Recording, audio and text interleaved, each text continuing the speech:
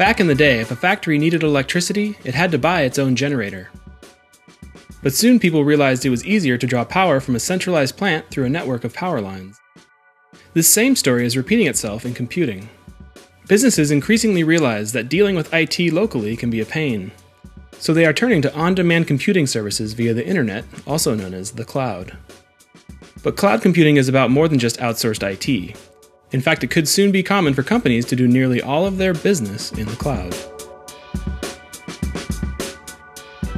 For many computer users, the cloud is old news. We expect things like email, photo sharing, and social networking to be available via the web anywhere, anytime, through any device.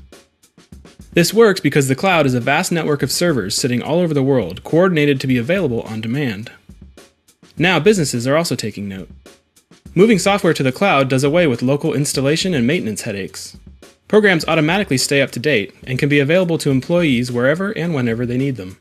Cloud software also provides benefits not available in other ways, from improving internal collaboration and file sharing to making it easier to store and use customer data. And it's not just software. Whole departments can now be offloaded into the cloud. But there's more to the cloud than just replacing office software and staff.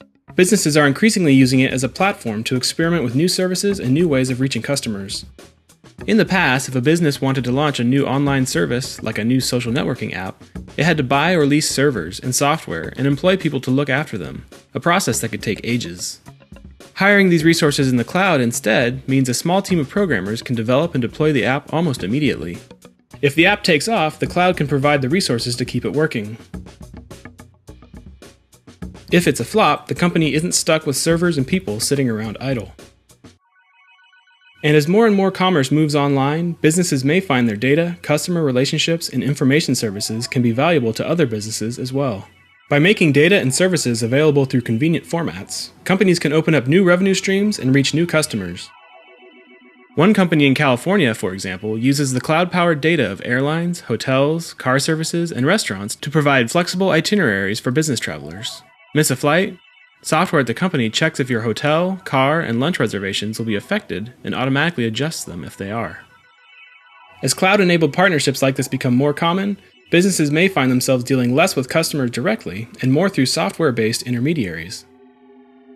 Many customers already rely on recommendation engines to help with purchasing decisions. As these get more powerful, they may function more as virtual assistants for companies and individuals, crunching through mountains of cloud-powered data to help their users choose. If a business doesn't offer its services through the cloud, it may quickly find itself invisible to these virtual gatekeepers. It's not all roses, of course. There are legitimate concerns about the security of putting sensitive data onto servers you don't own.